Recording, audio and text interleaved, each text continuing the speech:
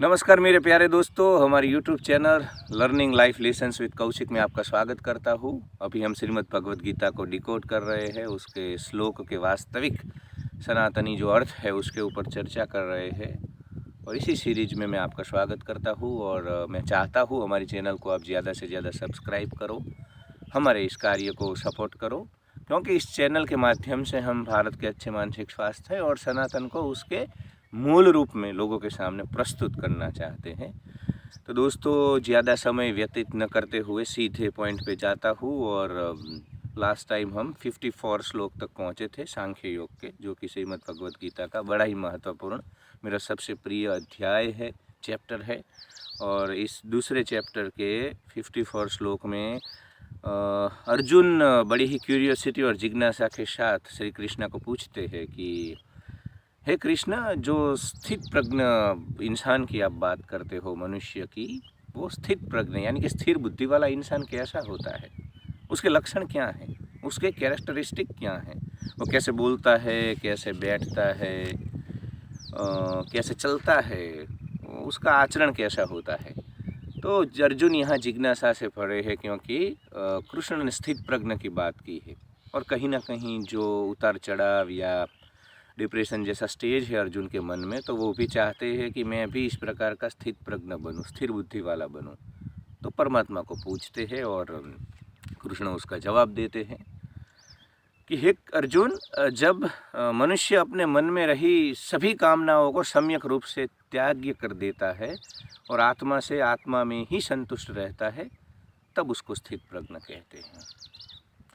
तो देखिए, भारतवर्ष में सबसे ज़्यादा अगर किसी भी धार्मिक ग्रंथ का अगर गलत इंटरप्रिटेशन हुआ है, अर्थघटन हुआ है, तो वो श्रीमद् भगवद गीता है। और दूसरे स्वामी विवेकानंद, जिनके नाम पे इतने सारे सुवाक्य और कोट आपको मिलते हैं, जो कि विवेकानंद ने कभी बोले ही नहीं। तो गीता में भी ऐसा है कि गलत अर्थघटन किया गया है काफ़ी लोगों के साथ, और इस श्लोक का भी हुआ है। इसलिए मैं ये बात बोल रहा हूँ कि कामनाओं के त्याज देना और आत्मा में ही संतुष्ट रहना। तो मतलब इसका सीधा अर्थघटन काफ़ी लोग तो ऐसा ही कर देते हैं कि कामनाओं को त्याग देना, ये यानी कि सब कुछ छोड़ के हिमालय में चले जाना, जंगल में चले जाना और संसार की जितनी भी प्रवृत्ति है सबको छोड़ देना। तो दोस्तों, ये बिल्कुल आप देखिए, कृष्ण यहाँ पे बोल रहे हैं कि जो कामनाओं को सम्यक रूप से त्याज दे। कर्म की बात नहीं कर रहे कृष्ण, कर्म को नहीं छोड़ना है, कर्म तो करना ही करना है, कामनाओं को छोड़ना है। तो अब कामना क्या है? कामना फ्रूट ओरिएंटेड काम है, मतलब किसी भी काम को शुरू करने से पहले या बाद में आपको उसके परिणाम को लेकर के एक मन में कोई अपेक्षा का भाव रहे, एक मन में फ्रूट ओरिएंटेड जो स्ट्रेस बोलते हैं वो रहे, तब हम इसको कामना वाला काम कहते हैं। तो कृष्ण कामना छोड़ने की बात कर रहे हैं। कृष्ण के स्वयं के जीवन में दोस्तों अगर हम देखें तो उन्होंने कभी कामना से कोई कार्य नहीं किया है। अब जब वो गोकुल मथुरा थे तो बहुत ही बड़े यादव समूह, वृषणी संघ जिसको बोलते थे, उसके वो सर्वे सर्वा थे, प्रमुख थे।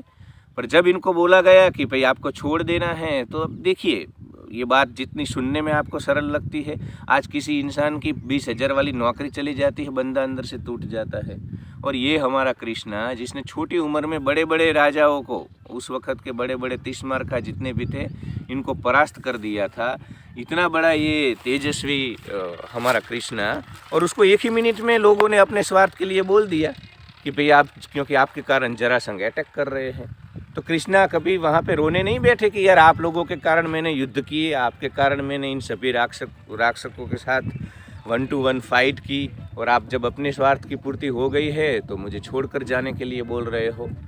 तो कृष्णा इन सब चीज़ों में नहीं पड़े, कृष्णा ने सीधा छोड़ दिया और उनको फिर रण छोड़ बोला गया और द्वारका आए और 1 to 1 0 से फिर से शुरुआत की। तो दोस्तों, मेरा कहने का तात्पर्य है कि जब आप कामना रहित कोई कार्य करते हो तो उस चीज़ का छूट जाने का आपको तनाव नहीं होता है, आपकी आसक्ति नहीं होती है। अगर कृष्णा आसक्ति से कार्य करते होते तो डिप्रेस हो जाते और वहीं मथुरा में ही रह जाते और पूरा जीवन वही बातें लेकर के घूमते कि भाई लोगों ने तो स्वार्थ साथ लिया और फिर मुझे छोड़ दिया। तो कामना रहित कर्म ये होता है। तो उसके बाद द्वारका खड़ी कर ली। तो कृष्णा चाहते हैं कि उनकी तरह हम भी जीवन में कोई छोटी निष्फलता आए या सफलता आए तो उससे इतने विचलित ना हो जाए कि फिर हम आगे कुछ न कर पाए जीवन में।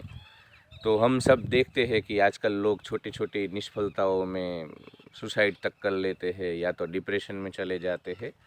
तो ये न हो इसलिए कृष्ण ने ये कहा है और हमारे लिए भी कि भी हम कोई भी कर्म करेंगे आसक्ति और कामना रहित करेंगे। हमारा 100% दे देंगे पर ज़्यादा आसक्ति को लेकर के नहीं घूमेंगे। दूसरा इसी श्लोक में कृष्ण बोलते हैं कि जो आत्मा से आत्मा में संतुष्ट रहता है वही स्थित प्रज्ञ है, स्थिर बुद्धि वाला है। अब इस आत्मा परमात्मा शब्द को लेकर के भी भारत में बहुत बड़े कन्फ्यूजन है। और तो पहले तो आत्मा की व्याख्या कर दो। आत्मा यानी कि हमारा वो स्तर जो आनंद स्वरूप है, जहाँ पे कोई हलचल नहीं है। मतलब आज जो जिस जगत का हम अनुभव कर रहे हैं वो आत्मा का अनुभव नहीं है, वो इंद्रिय का अनुभव है। आप आँख से कुछ देख रहे हो, फिर मन में सोच रहे हो, तो दोनों अनुभव इंद्रिय के हैं, सेंसिस के हैं, सेंस ग्रेटिफिकेशन जिसको बोलते हैं।